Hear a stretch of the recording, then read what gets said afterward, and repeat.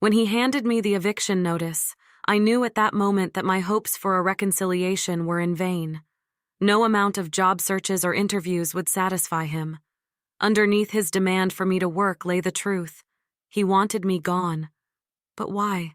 I don't have a violent or criminal history. We'd only gotten into one argument, and I generally stayed to myself to avoid the eggshells that lined every room and relationship in the family. Yet I was being pushed out of my room and simultaneously locked out of parts of the house. Like always, I was the prime suspect. Allegedly, items and money had come up missing, and of course, the Golden family member was not a suspect. They couldn't be. They had no reason to steal. They had been given 2 bedrooms, an attic, and maintained free reign of the house. I had a feeling that my biggest fears were about to become my reality.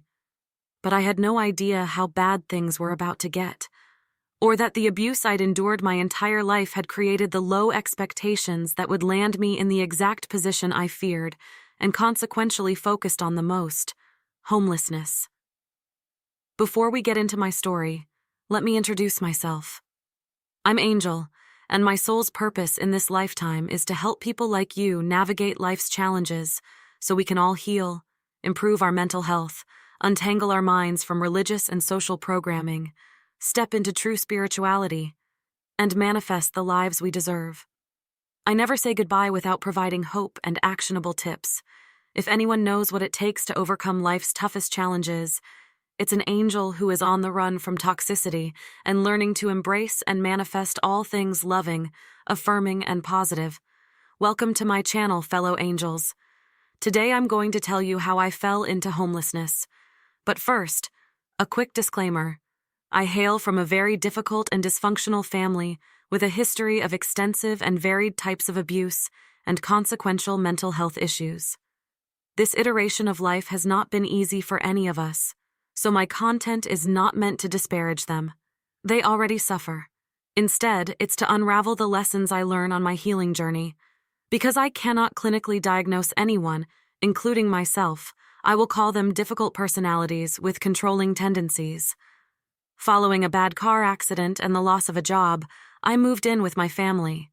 I immediately began going to job interviews, but noticed that whenever I had to talk to anyone, especially in person, I would become very ill. I would actually vomit or get diarrhea and shake uncontrollably. The room would start spinning and I would stop sweating. I knew something was wrong and knew I needed to work online. However, getting a job did not prove easy, so I began volunteering online to build my resume and expand my skills.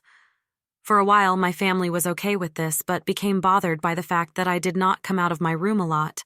The truth was, after several spats, I began to realize that I was going to be blamed for everything that made them unhappy. Just like at work. There was nowhere safe in this world for me. The notion that I was unsafe was all that I could focus on, and I was unknowingly building the scenarios that would prove that idea right. But I'll talk more about how strong emotions such as fear manifest into terrifying, self-fulfilling realities in later episodes. At this point, I had no idea how energy worked. I only knew that the couple couldn't fathom that their frequent arguing wasn't because they weren't in a happy marriage. It was because I'd quote-unquote brought the devil into the house, evidenced by the fact that I barely spoke. If that sounds like an oxymoron, please note that this type of thinking is why I felt I could never rationalize with them. The truth was, I didn't enjoy their conversations. I had previously gone along with the flow but never felt comfortable talking about who in the family was gay or a slut, didn't love Jesus enough, was going to burn in hell, etc. We would do this and then engage with the same people as if nothing had happened. I'd watch them write religious Facebook posts asking for unity, only to speak ill about the very people who commented on it. Having been on my own for several years, something about this felt abnormal when I moved back in. I needed something else, something real, something that extended beyond memorizing verses and praying on a schedule. I couldn't connect to these people anymore, yet I loved them and needed them. They would at least keep us safe, right? Over the weeks, I closed myself into a room and focused on my spiritual growth. I read and watched a different kind of content on low volume all day, careful not to let them overhear the insights from reputable, but non-religious teachers found. A frequent and lonely visitor of chat rooms in the early 2000s, I'd learned how to find guardians and teachers online as a teenager, and was partially raised over the internet by strangers who became friends. More on that in another episode.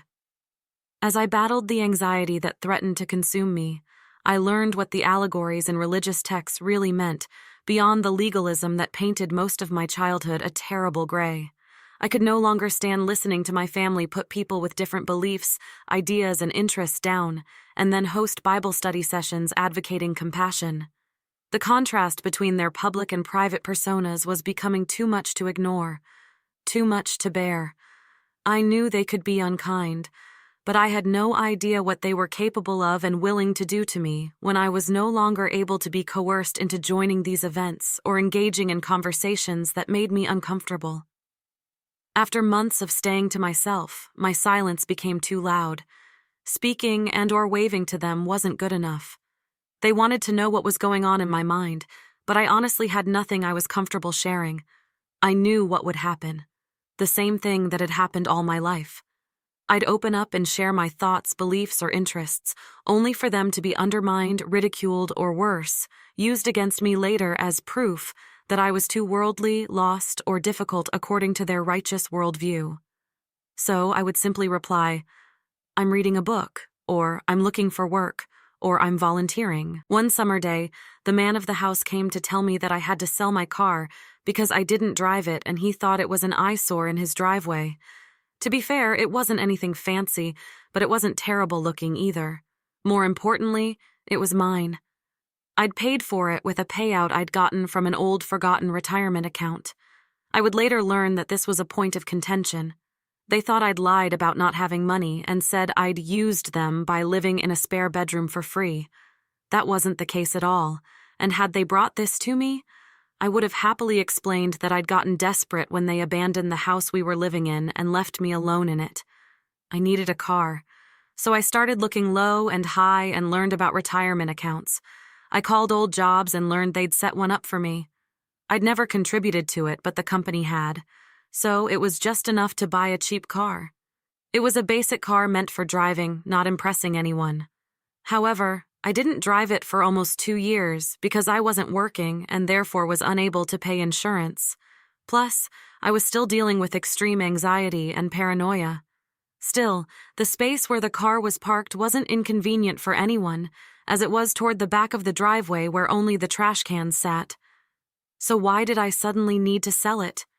And why did he tell me I could sell it to him and that if I chose not to, I would be cheating him out of a spare car? When I told him I wasn't cheating him in any way by keeping my own car, he told me to get the hell out of his face and walked away, huffing and puffing. Then he threatened to kick me out if I didn't sell it.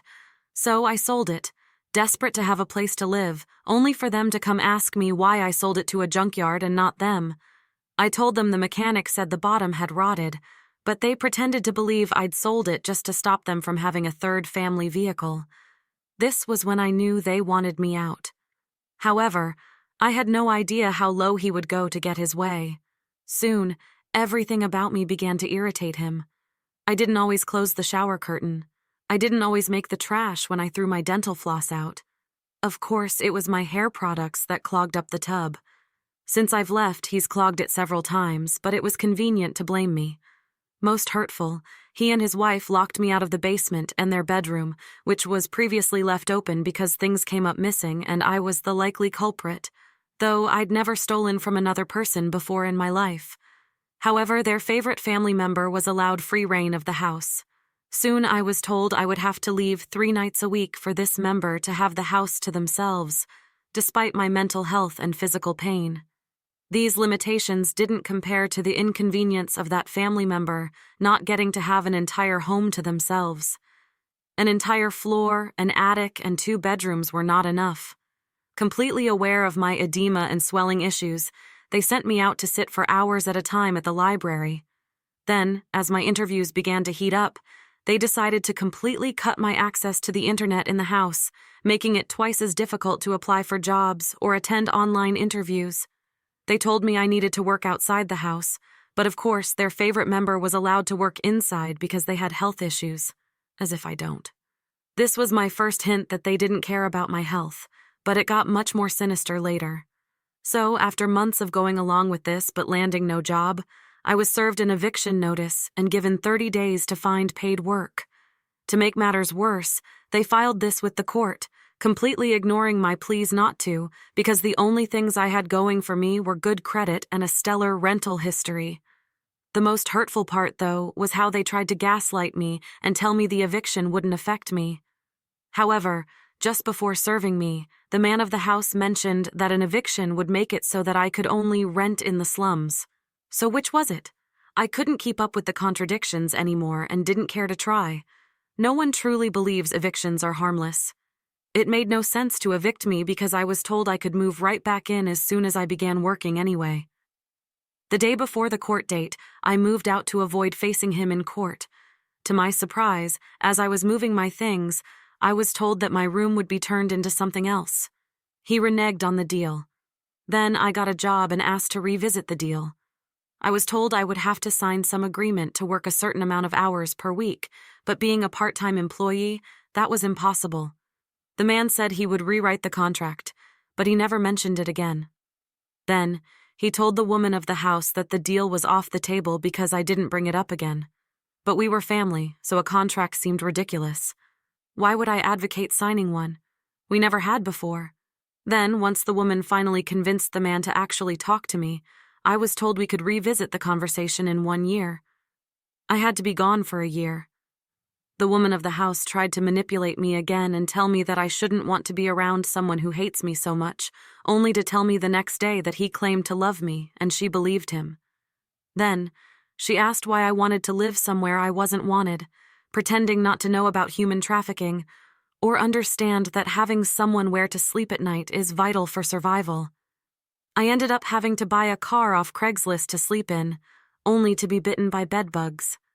Thankfully, the lady of the house began to put me in cheap motels. I only got bit at one of them, but to be fair, I'd probably brought the bedbug in from the dirty vehicle. More on that in another episode. One day, while I was over to shower and eat, I and the man of the house got into an argument when he asked me to do a favor, and then said he would have allowed me to spend the night had I said yes. I told him that I didn't appreciate him using my very serious life-and-death situation as a wager for nights in the house. This was sick and abusive. In retaliation, he decided that I could only come over when the woman of the house was home, limiting my ability to shower, eat, or charge devices. Worse, the lady of the house ran out of money to pay for cheap motels, and I didn't make enough to pay for them and save for an apartment. I would have to sleep in that car for months. Sadly, the man of the house wouldn't even speak to me or respond to texts. Then my mail began to come up missing, including communication from the state about my Medicaid, and then he suddenly decided my medical machine had to go in storage, despite my need to use it every week. Then I was diagnosed with arthritis and stored medications at their home, but none of my suffering mattered. They still would allow me to access the house only on certain days or hours, even when they knew I needed to access medicine or shower. Why were they so angry at me? Despite having never committed a crime or violent act against them, I had to sleep outside in 20-degree weather with arthritis, confirming my worst fear. They didn't love or want me. He decided I could only come over when the woman of the house was there and couldn't sleep inside the house, even in freezing weather. Some nights it was so cold I thought I might not make it, but another belief I held rang through. No one ever looked inside my car or harmed me while I slept. There was something to me deciding, not just believing, that I would survive. This led me to learn about the power of my thoughts, about manifestation. And then one day, I won the lottery and realized that I was loved. By something greater than my Earth family. By the universe. And more importantly, myself. Tune in to learn about how I sidestepped the deep desire to commit suicide at my lowest and won the lottery. Just enough to get an apartment and therapeutic bed. Through my channel and creative works, I will help you take the actionable steps you need to take to turn your pain into purpose and trials into triumph. Let's build a community. Until next time, please know that someone in this world believes in the power of you, and that someone is me. I love you.